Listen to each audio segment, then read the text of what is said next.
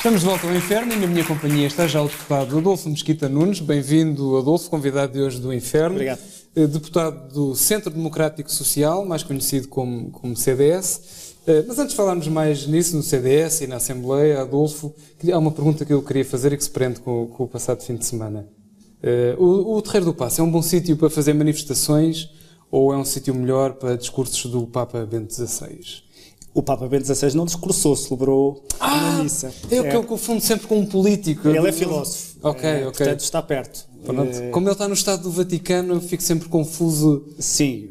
E para quem é adepto de Platão, os filósofos deviam ser políticos, mas nem sempre. Mas nem sempre. É engraçado porque o Terreiro do Paço é uma praça elástica, não é? Estava cheia com o Papa e estavam supostamente cerca de 70 ou 80 mil pessoas, segundo os dados oficiais, e meio cheia com a manifestação da CGTP e, segundo as contas, estavam 300 mil pessoas. Portanto, é uma praça que vai aumentando e dividindo também consoante a frequência que lá está. E se isso tem a ver com a nossa dificuldade com a matemática ou há mais alguma explicação para essas guerras de números que acontecem com tudo? As guerras de números são muito normais, não é? A pessoa ouve os sindicatos falar de uma taxa de adesão e depois ouve o governo falar de outra. Eu acho que também tem que ver com aquilo que é a nossa... E é um aspecto curioso quando estamos na política, é aquela que é a sensação relativamente a setores mais ruidosos do que outros. E daí a expressão maioria silenciosa. E que a CGTP tem toda a legitimidade para fazer as suas manifestações e fazê-las tão ruidosas quanto possível. Bom, mas o ruído não é suficiente para encher o Terreiro do Paço 300 mil pessoas, não é? Então estariam o quê? Mas às vezes há uma tendência para considerar... Estavam lá aquelas que estavam e têm todo o direito a estar. O que eu acho mais interessante nessa tentativa da CGTP é apropriar-se de 300 mil pessoas, ou eu em tentar questionar o número que lá estava, não é tanto dizer que não há contestação às políticas do governo, que eu sei que há, é tanto dizer que a centralização dessa contestação não passa necessariamente pela CGTP. Há outras formas, há outros setores e com outras reivindicações, embora críticas, que não aquelas que são as da CGTP. E é perigoso começarmos a pensar que toda a contestação ao governo estava naquela praça, ou acharmos que aquela contestação... Eu achava pobrezinho se todas estivessem naquela praça. Claro que sim. Nem me passa pela cabeça imaginar o contrário. Agora, mas a nível particular, eu estive a fazer uma pesquisa e descobri quando ganhou mais responsabilidades como dirigente do CDS em 2011, mesmo antes de ser deputado, que deixou de escrever no blog o Insurgente. E este é um universo que eu presto alguma atenção, o dos blogs. Isso foi o quê? Foi uma decisão ética? Sim. Deixar de escrever? Não fica mal a um político ter decisões éticas em 2012, 2011? Já não é uma coisa démodé? É uma coisa que vive com cada um de nós. Não há os políticos, não há os cidadãos, não há os portugueses. Portanto, a ética vive em nós. Ou somos ou não somos. Portanto, acho que ser político ou não para aí é pouco relevante. A decisão foi ética desse ponto de vista, mas também foi para me poupar algum trabalho. Porque eu acho que quando estou a escrever sobre alguma coisa, eu gosto que as pessoas me leiam e me reconheçam algum interesse naquilo que eu estou a escrever. E como eu escrevia sempre sobre política, achei que iria passar muito tempo a tentar explicar que aquela visão que eu estava ali a fazer era minha e não estava comprometida com o CDS. Portanto, achei que era mais fácil suspender a escrita. E depois, porque era um bloco coletivo, com uma certa filosofia liberal, que é a minha, e achei que também não fazia sentido estar a colar o blog, que é muito independente, a uma visão partidária. E por isso continua lá o meu nome, continuo a pertencer ao blog Insurgente, mas não escrevo. Eu lê-lo, imagino, mas sem escrever. Vi também numa entrevista sua, gostava de aprender hebraico, que é uma curiosidade. Muito. Não era mais útil aprender alemão ou mandarim nesta altura? Eu acho muito curioso que, chamando-me eu Adolfo, tenha um fascínio tão grande pelo Estado de Israel. Eu não queria falar nisso, mas de facto... Mas é um fascínio bom, não é um fascínio...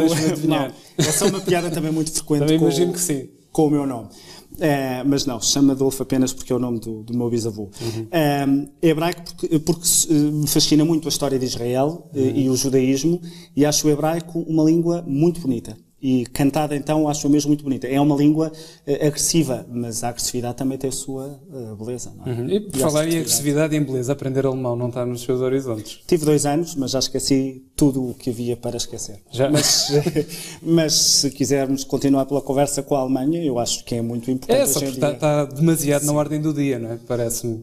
Portugal tem um governo autónomo ou tem umas figuras emprestadas pela Alemanha para gerir os estragos? É curioso, e aliás acho que até paradoxal que muitas das pessoas consideram isso, nomeadamente na oposição, são aqueles que com mais facilidade pretendem uma solução do governo europeu. Os eurobonds, a federalização da dívida, um governo mais forte, o BCE é mais forte. O que é que eles acham que vai acontecer num modelo centralista de governação? Que Portugal vai ter uma voz maior do que aquela que tem? Eu acho que a forma mais consentânea de mantermos a nossa nacionalidade é precisamente impedirmos este modelo de centralização governamental que alguma da oposição parece pretender. Não me parece que aquilo que Portugal esteja a fazer seja uma ordem da Alemanha, ou sequer até da Troika. Acho que é aquilo que o bom senso já nos deveria ter mandado fazer há muito tempo. Então, independentemente do memorando da Troika, seria este o caminho? Há coisas com as quais eu não concordo com o memorando da Troika, mas na sua globalidade e no seu espírito seria esse o caminho que deveria ter sido seguido há mais tempo e que terá que ser seguido agora. Adolfo, estamos muito perto do final, mas eu não queria deixar de falar ou de citá-lo. Eu disse há uns tempos na Assembleia que devíamos colocar as agências de rating no sítio onde elas estavam antes dos Estados as irem buscar. Era no lixo. Era o sítio onde elas estavam. Ou, simplificando, os Estados têm a culpa deste papel, deste poder que elas têm. Claramente, e agora estão a queixar-se dele. As agências de rating fazem parte do mercado, devem continuar a existir e têm de continuar a existir. O que elas fazem é emitir uma opinião sobre aquilo que é uma situação de uma empresa ou da dívida de um país. E nós não deixamos de ter mau tempo só porque extinguimos o Instituto da Meteorologia. Se nós acabarmos com as agências de rating, isso não significa que aquilo que elas classificam como lixo deixe de ser lixo. O que me parece que é importante fazer é deixar delas terem a relevância que têm e que lhes foi concedida pelos Estados. São os Estados que consideram que, para a sua política, necessitam de ter notações positivas das agências de rating. Por exemplo, quando a Presidente do Brasil cá esteve, lembra-se que o José Sócrates supostamente estava a pedir-lhe ajuda para ela comprar a dívida. E ela disse, nós só compramos a dívida de países com ratings positivos. Portanto, são os próprios Estados a legitimar.